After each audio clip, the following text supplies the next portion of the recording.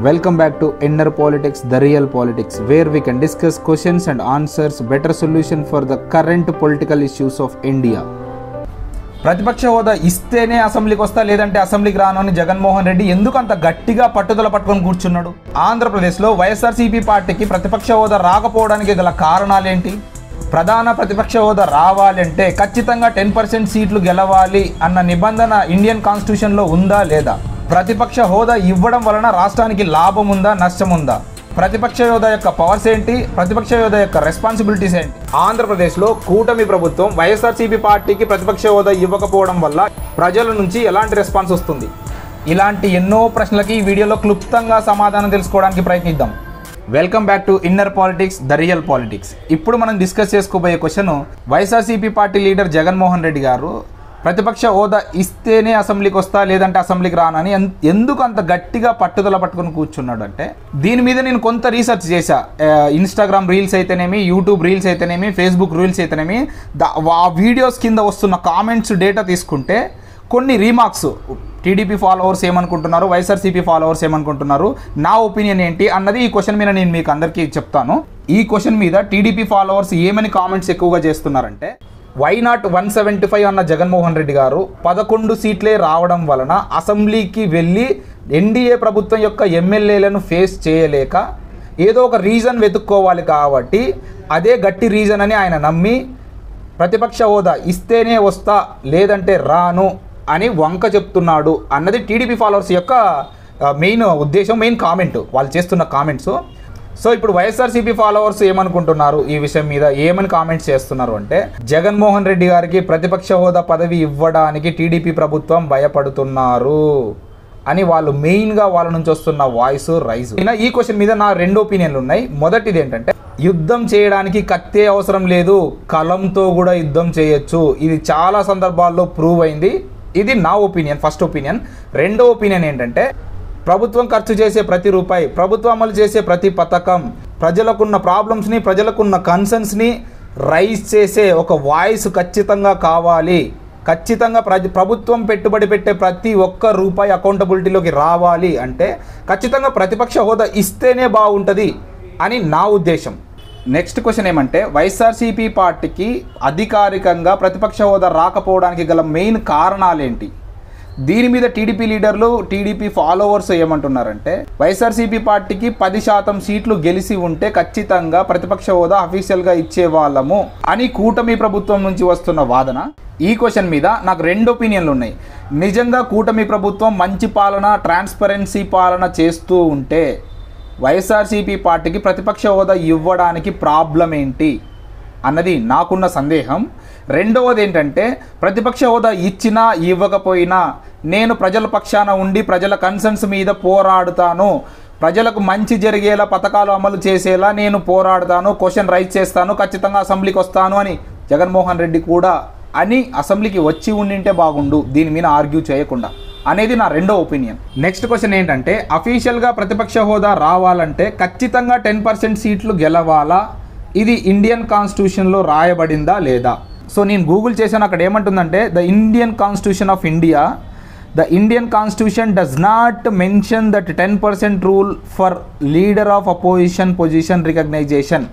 అంటే భారత రాజ్యాంగంలో ఎక్కడే కానీ ఖచ్చితంగా 10% సీట్లు గెలిస్తేనే ప్రతిపక్ష హోదా ఇవ్వాలన్న రూలు లేదు అని ఇక్కడ క్లియర్గా మనకి గూగుల్ చెప్తుంది, చాట్‌జీపీటీ చెప్తుంది.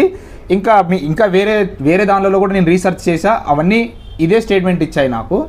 ప్రధాన ప్రతిపక్ష హోదా ఇవ్వాలా లేదా అన్న డెసిషన్ స్పీకర్ మాత్రమే తీసుకోగలడు అన్నది ఇక్కడ ఆర్టికల్ 75(164)లో చెప్పడం జరిగింది. అసలు ఈ 10% నిబంధన ఎలా వచ్చింది అంటే, 1956లో అప్పుడు లోక్సభ స్పీకర్గా ఉన్న ఎం అనంతశయనం అయ్యంగారు ఈ రూల్ని తీసుకురావడం జరిగింది. ఈ రూల్ ఏమని చెప్తుంది అని ఆయన చెప్తున్నాడంటే, party must have at least 10% of the total house strength to be officially recognised as an opposition leader of opposition position.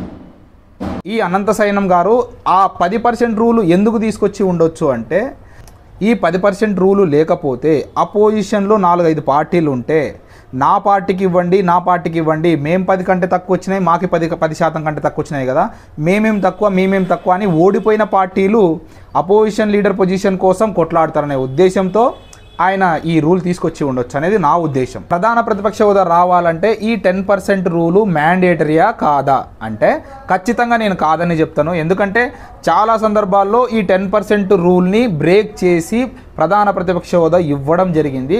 Best example 2015 Delhi assembly ఎలక్షన్స్లో మొత్తం 70 సీట్లు ఉంటే 10% సీట్లు గెలవాలంటే అంటే 7 సీట్లు గెలవాలి, కానీ బీజేపీ పార్టీ 3 గెలిచింది. కానీ ప్రతిపక్ష హోదా యొక్క ఇంపార్టెన్స్ని గుర్తించి దాని అవసరాన్ని గుర్తించి అప్పుడు అధికారంలో ఉన్న ఆమ్ ఆద్మీ పార్టీ బీజేపీకి అఫీషియల్గా ప్రతిపక్ష హోదా ప్రకటించింది. ఎందుకంటే వాళ్ళు క్వశ్చన్ చేస్తేనే మేము పని చేయగలమనే ఉద్దేశం కూడా ఆమ్ ఆద్మీ పార్టీ గమనించి సో ఆ ప్రతిపక్ష హోదా ఇవ్వడం జరిగింది. ఈ 10% రూల్ ఏదైతే ఉందో దీన్ని ఫాలో అయిన సందర్భాలు కూడా చాలా ఉన్నాయి. దాంట్లో ఒక చిన్న ఎగ్జాంపుల్ చెప్తాను. 2014, 2019లో లోక్సభ ఎలక్షన్స్లో కాంగ్రెస్ కేవలం 44 సీట్స్ 2014లో గెలిచింది, 52 సీట్స్ 2019లో గెలిచింది. అంటే మొత్తం రావాల్సిన సీట్లు 55 సీట్లు కూడా గెలవలేక ప్రధాన ప్రతిపక్ష హోదా కోల్పోయింది. 10% రూల్ చెప్తూ మొత్తం 543 సీట్లలో మీరు 55 సీట్స్ కూడా గెలవలేదు, అందుకే మేము ఇవ్వట్లేదు మీకు ప్రధాన ప్రతిపక్ష హోదా అని వాళ్ళు ఇక్కడ కటాఖండిగా చెప్పడం జరిగింది. ప్రధాన ప్రతిపక్ష హోదా పదవి అఫీషియల్గా రికగ్నైజేషన్ ఇస్తే దాని యొక్క పవర్స్ ఏంటి, దాని యొక్క రెస్పాన్సిబిలిటీస్ ఏంటి అనేది ఇప్పుడు మనం డిస్కస్ చేద్దాం. నిజంగా ఓడిపోయిన పార్టీకి ప్రధాన ప్రతిపక్ష హోదా వస్తే ఏమేం పవర్స్ ఉంటాయంటే, ప్రభుత్వం ఏదైతే నిర్ణయాలు తీసుకుంటుందో, ప్రభుత్వం ఏదైతే పెట్టుబడి పెడుతుందో, ప్రభుత్వం ఏదైతే బిల్ పాస్ చేస్తుందో, ప్రభుత్వం ఏదైతే పనులు చేస్తుందో ప్రతి ఒక్క దాంట్లో ఇన్వాల్వ్మెంట్ ఉంటుంది. ప్రతి ఒక్క డాక్యుమెంటు వెరిఫై చేయడంలో ప్రతి ఒక్క రిపోర్టు కూడా ఈ ప్రధాన ప్రతిపక్ష హోదాకి చూపించాల్సి ఉంటుంది. ప్రతి రూపాయి కూడా అకౌంటబిలిటీ అవుతుంది అని చెప్తున్నా డైరెక్ట్గా. ప్రజలకు ఏమన్నా కన్సర్న్స్ ఉన్నా, పాలన సరిగ్గా లేకపోయినా లేదా పదవిని మిస్యూజ్ చేస్తున్నా ప్రధాన ప్రతిపక్ష పార్టీ ఖచ్చితంగా గొంతు రైస్ చేయడానికి అవకాశాలు ఎక్కువగా ఉంటాయి. ఏదైతే ప్రధాన ప్రతిపక్ష హోదా ఉంటే బిల్లులో ప్రతి రూపాయిలో ప్రతి పెట్టుబడిలో అకౌంటబిలిటీ ఉంటుంది, రివ్యూ ఉంటుంది, వెరిఫికేషన్ ఉంటుంది. వాటి మీద ఏమైనా తప్పులు ఉంటే ఖచ్చితంగా అలిగేషన్స్, క్వశ్చన్స్ రైజ్ చేయడానికి పవర్స్ ఉంటాయి. ఈ వీడియోలో మీరు ఇక్కడి వరకు వచ్చారంటే ఖచ్చితంగా నా వీడియో మీకు నచ్చే ఉంటుంది. ఇలాంటి పొలిటికల్ ఇష్యూస్ని కొంచెం అనలైజ్ చేసి మీ ముందు పెట్టడానికి నేను రెడీగా ఉంటాను. దయచేసి వీడియో సబ్స్క్రైబ్ చేసి షేర్ చేయండి. NR politics, the real politics.